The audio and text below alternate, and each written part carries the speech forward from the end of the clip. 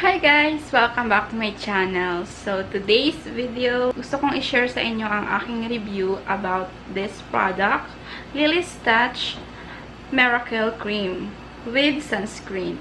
Second time ko na tong magamit guys, which is yung last na tub na ginamit ko is hindi pa siya improved.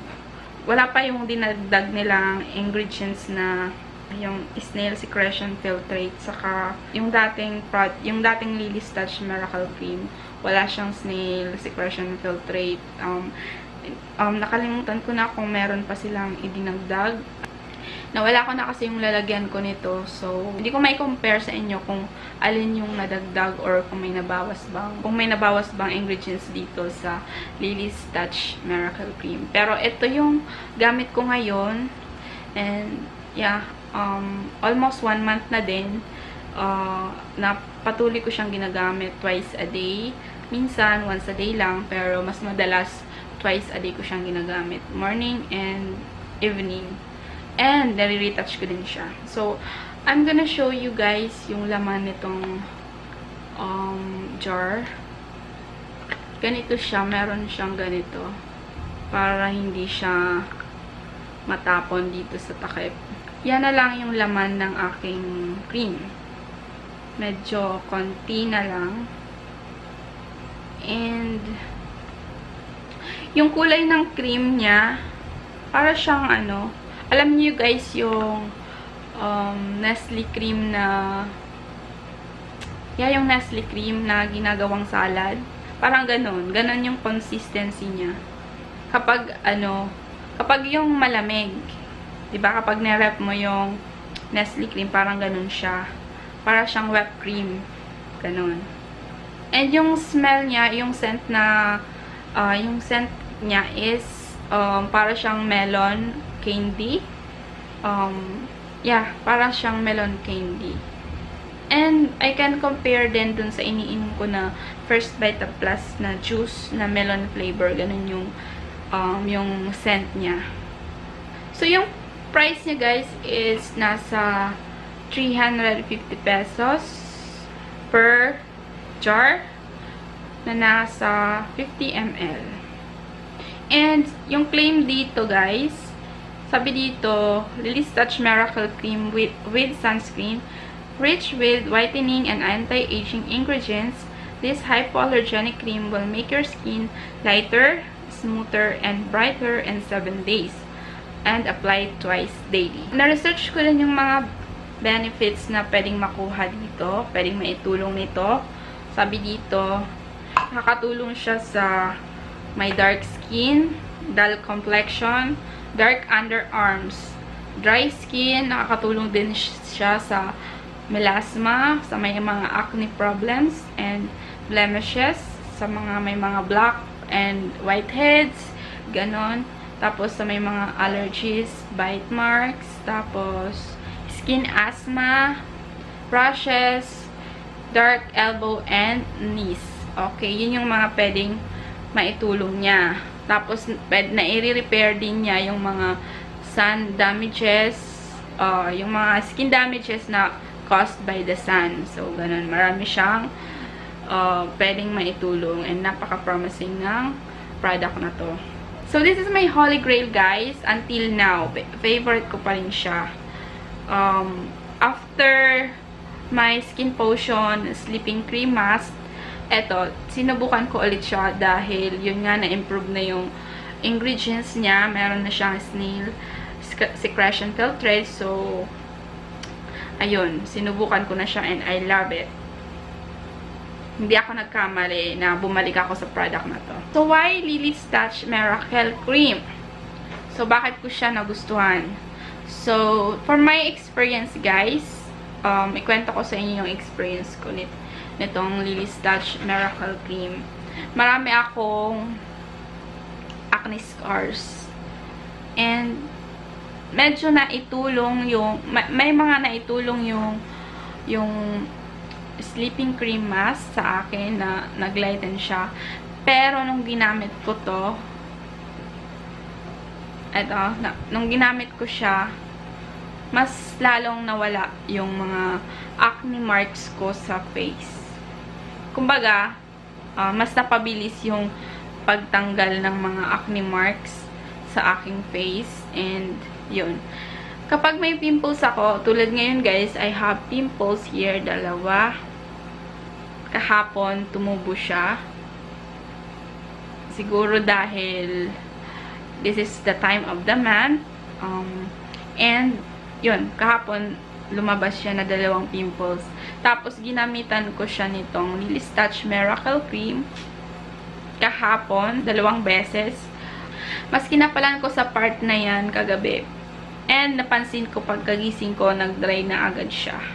Dry na siya agad. And, I love it guys. Kasi, yung nandito naman sa part na yan, may lalabas siya na pimples dyan. Feel ko lang kasi masakit siya ganun. Masakit siya pisilin. So, nung kagabi, nilagyan ko siya ng maraming cream dyan. As in, ginawa ko siyang mask bago ako natulog. Pagkagising ko, hindi na siya tumuloy. So, ganun guys. So, super effective siya as pimple prevention. Go-work siya as that. And yun sa isa sa mga nagustuhan ko dito sa product na to. Okay? And guys, what I like about this product guys, yung price niya, hindi siya masyadong kamahalan. 350 pesos for 50 ml is worth the money guys. Okay na siya for 2 months. Yeah. Sa akin, it lasts for about 2 months. Kung once a day mo lang siya gamitin. Kasi yung dati, once a day ko lang ginamit and naglast siya ng 2 months. And, yeah, for 350, okay na okay siya. Super mura na siya for 350. And, yeah, it works like crazy, guys. And, guys, okay na okay din siya sa mga buntis and sa mga breastfeeding. Ma'am, don't worry, guys. Very safe ang product na ito. Okay? Ang tanong guys, does it really work? So, dahil may pagkakaiba tayong mga skin, very oily skin, pawisin na mukha, yun lang naman yung issue sa face ko. And, yung ganito ko guys, sa neck, super, siya, dark siya. Hindi siya pantay, even skin tone siya dito sa neck ko. And, yan yung mga issue ng face ko. Tapos, mga acne marks, tapos whiteheads, and wala akong masyadong blackheads, whiteheads lang. So, does it really work? To be honest, yes. For my experience, guys, yes. It really works. Maraming naitulong siya sa akin. Nung ginamit ko siya, yung mga acne marks ko, nawala na. As in, 90% of them nawala na. Lalo yung nandito sa part na yan, meron ako dyan acne marks na as in super brown. Pero, pumantay na siya sa skin ko. And, I'm really happy kasi medyo pantay yung, hindi na siya masyadong kita. And yung mga acne marks dyan sa face ko, hindi na siya, less noticeable na siya. Hindi tulad ng dati na kapag wala akong makeup, kapag bare face ako, as in mahahalata mo, makikita mo talaga yung mga acne marks dyan. And, yun. Yung mga whiteheads ko, nung first week ko siyang ginamit, naglabasan sila, as in, kailangan, ginaganyan ko talaga siya. Kasi, parang, pusa silang natatanggal kapag ginaganyan ko. And, yun. Siguro yun yung effect niya kapag tinatanggal niya yung mga whiteheads. And, nag-work din siya dito sa dark skin ko dyan. Medyo hindi na siya masyadong dark.